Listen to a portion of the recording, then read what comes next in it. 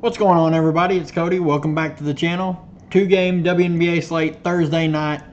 First night of the NBA Finals, so only 5K to first, but have no fear. We still have Friday, 25K. Really looking forward to that. Just want to take a second, say thank you to everyone that's been subbing to the channel. We are so close to 200 subscribers. It's crazy to me. I wasn't expecting the channel to grow as fast as it has. I really appreciate everybody's kind words. If you love the content, leave a like. Really helps out the channel grow, find new people. But let's get into this two-game slate. Actually, let's look at my lineup for tonight. So much news. Like I thought Jackie Young wasn't going to play, then she played. I had a lineup set that I loved if she didn't play.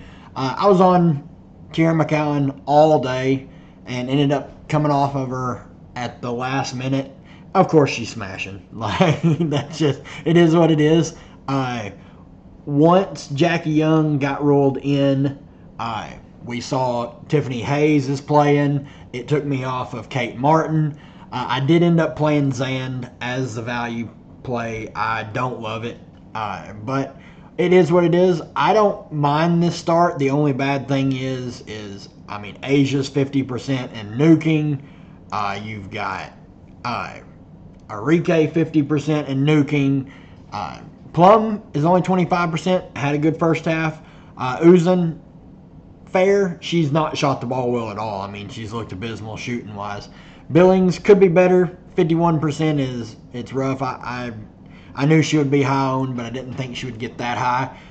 But with Asia and Arike over 50%, one of Fee or Wnba is going to be way under owned. So whoever it is, I hope they absolutely nuke and maybe get me some money. But let's look at the odds for this two-game slate, and then we'll go team by team and break it down. Sky at Mystics, 4.5 point spread, over under 156.5. Woof, that's awful. Liberty at the Dream, 6.5 point spread, over under 164.5. This one shouldn't take too long. It's pretty straightforward. This first game is pretty gross. Like, honestly, it's just really gross. Mabry had a terrible first quarter. I was sitting at 1.5 fantasy points. Still played her normal 35 minutes, shot 4 of 12. Shot attempts were down. Would like to see it more around the 16 to 18 range, but the peripheral stats are there. I will always have interest in Marina Mabry at 9,600 because the peripheral stats have been as consistent as they can be, and she has massive scoring upside. She just has a massive ceiling that she really hasn't touched yet. I mean, 46, I think she has 50 in her with the peripherals that she's shown, like the upside there. I love her for tournaments. It is a low-scoring game. Washington plays good defense. They play slow. So maybe the ceiling isn't as high, but love her for tournaments. Reese, 9,200. Matchup is good. Minutes this past game were down. She got in a little bit of foul trouble and got thrown out. I don't agree, and they already rescinded her second technical, but she got thrown out. 13 points, 10 boards, shot 7 of 8 from the free throw line. That's good to see. 3 of 12 from the field, not good to see. But she's putting up shots. If she puts it all together and has a good shooting night, she could pay off this salary. She's going to be low owned because of her price. Elizabeth Williams, just no interest for me. She's going to play, I would imagine, around 25 to 28 minutes going forward with Cardosa. Still on a limit. Once the limit is lifted, it's going to be pretty much the hot hand. Will get extended a little bit. I just can't pay 8,800 for Elizabeth Williams. I just can't. Her upside is just not really there.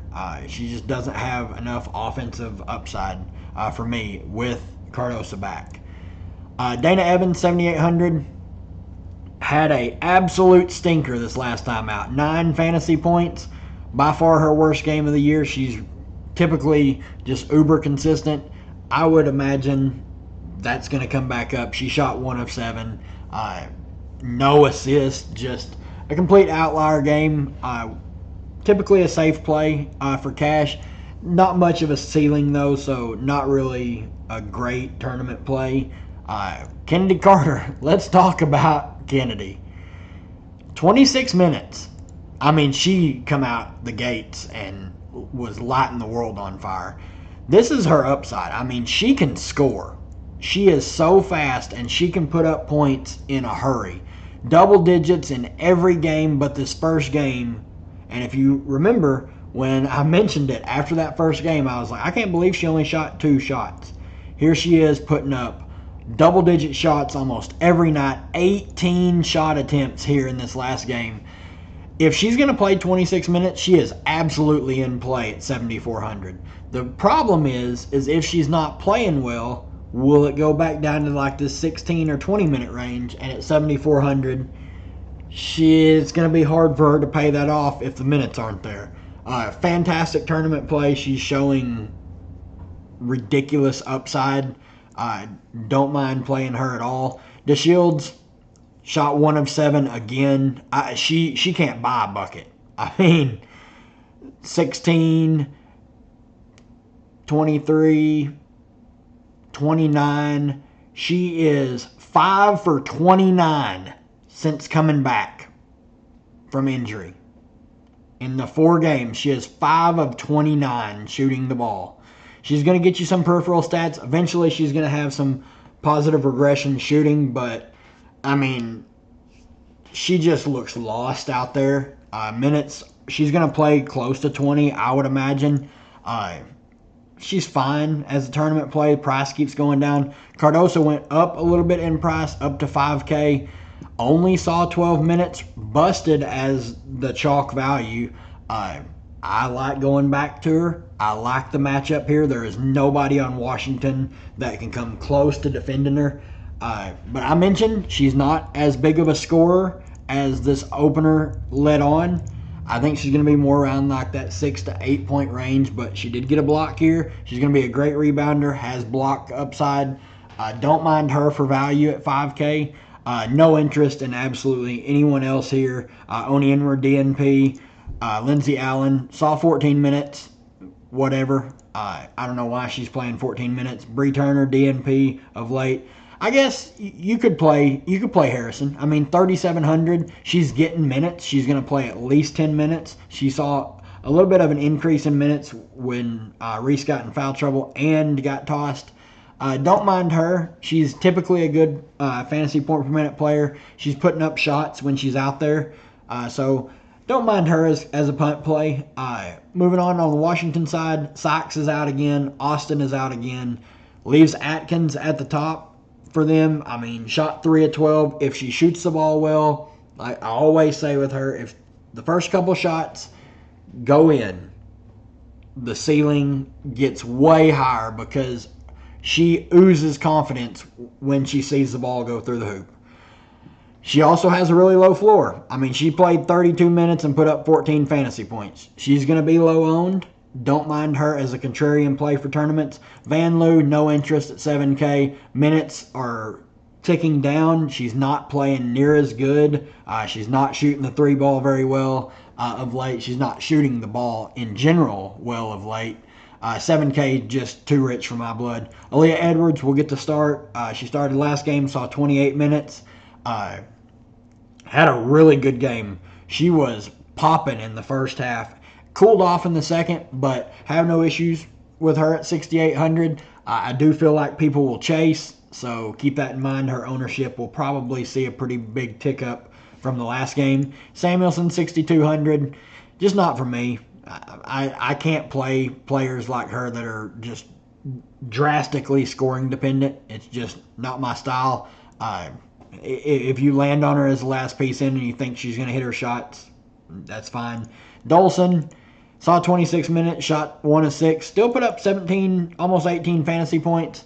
She's fine. I don't really have a lot of interest in her, but with Austin out, you can play her. 5,900, no issues there. Maisha Hines-Allen, 5,700. She's going to play right around 20 minutes. She's had some decent games. She can be a fantasy point per minute player when she's out there and active. Don't mind her as a last piece in, but not someone I'm prioritizing. Story Walker-Kimbrough, 17 minutes, shot 0 of 3. Actually had a decent fantasy game because she got the peripherals. That is not something you can count on with her. If you think she hits her shots or she gets peripherals, 4,900 is a good price for her. She just has a ridiculously low floors, like single digits. I mean, there's one fantasy point. Someone I do have interest in for value is Jade Melbourne. 17 minutes, shot 1 of 6.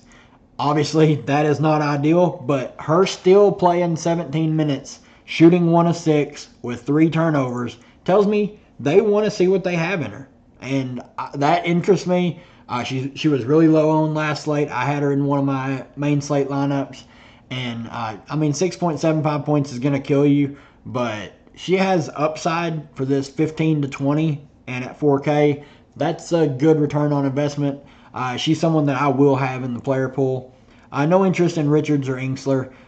Just not enough minutes going around for either of them. On to the next game. On the Liberty side, Stewie, 12K, absolutely nuke bomb. It did help that John Quill was in massive foul trouble and lost out on uber minutes. So Stewie had to play practically the entire game. She played 38 minutes because they only have 3 bigs, and if one of them's in foul trouble, she obviously has to stay in the game. 25 shot attempts. She went insane. Still didn't shoot the 3-ball well, which is concerning. She's not shot it well all season. Just a ridiculous player. One of the best scorers in the WNBA. Big rebound upside because she played the small ball 5 when JJ was off the floor. Love her at 12K. Obviously, Sabali's already been rolled out. If you can fit Stewie, absolutely love her. No issues playing her. Sabrina at 10-6, played 37 minutes, practically the entire game. Shot 9 of 19, 4-10 from 3. Filled up the peripherals and put up over 20 real-life points. Almost a 50 bomb. If she fills up the peripheral stats and has a good shooting game, she has 50-point upside.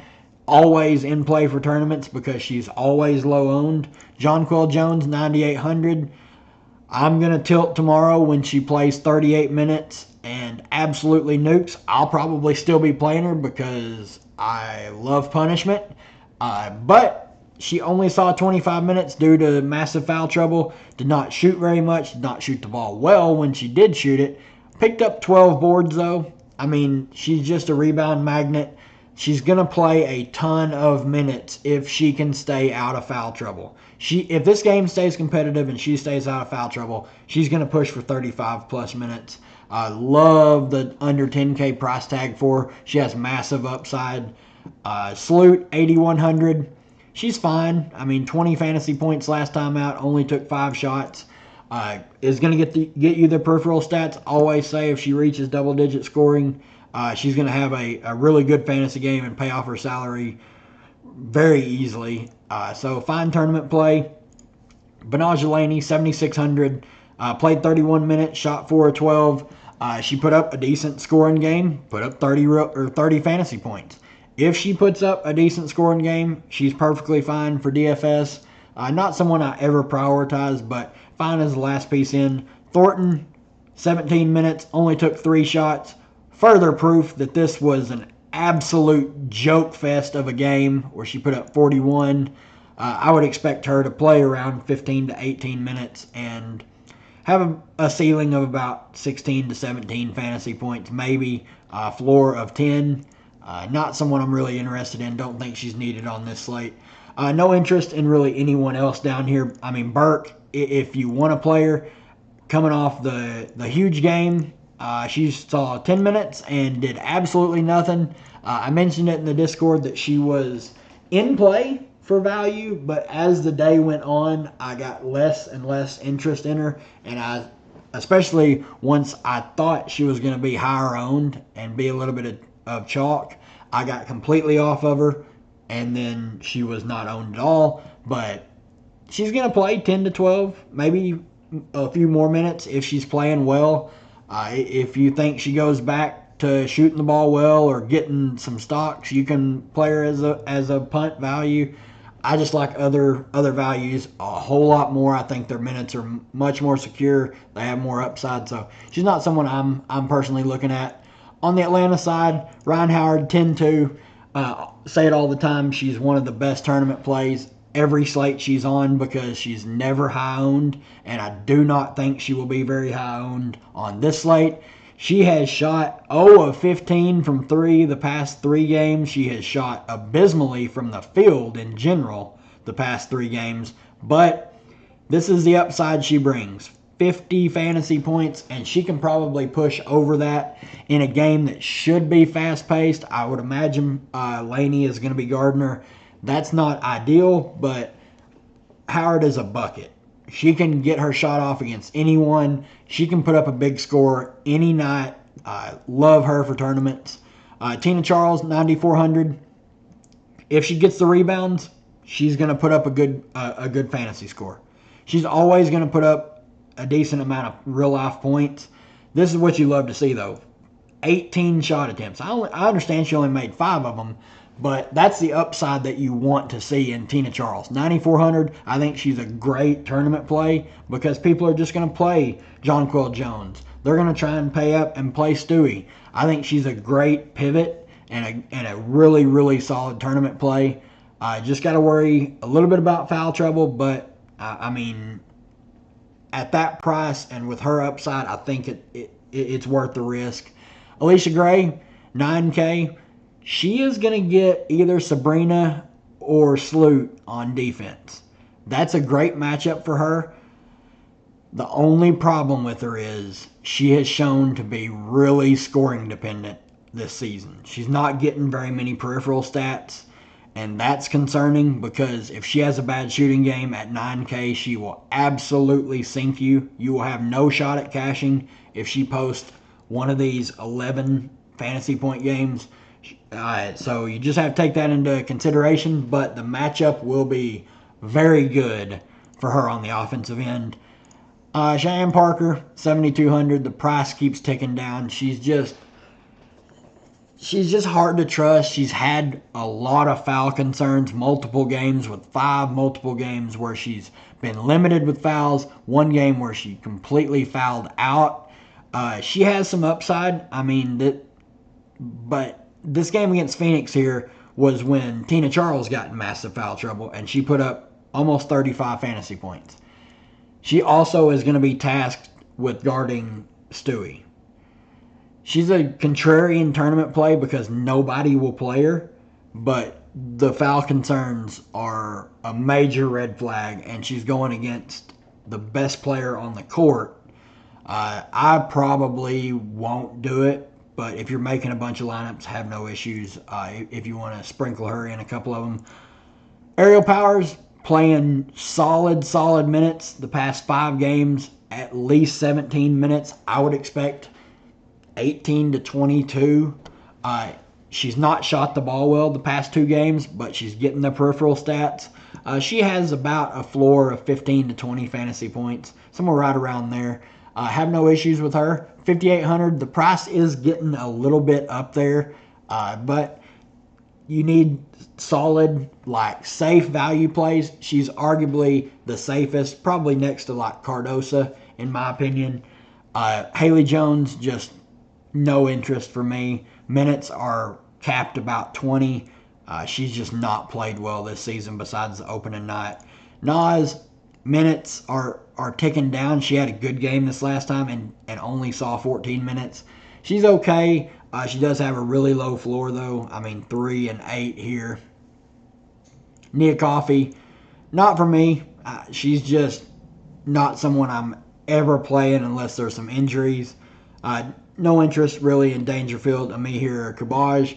Obviously, if we're talking my flag plant, I'm going back to Jonquel Jones.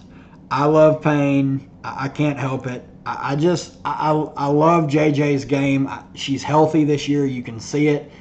Please stay out of foul trouble, JJ. That's all I ask.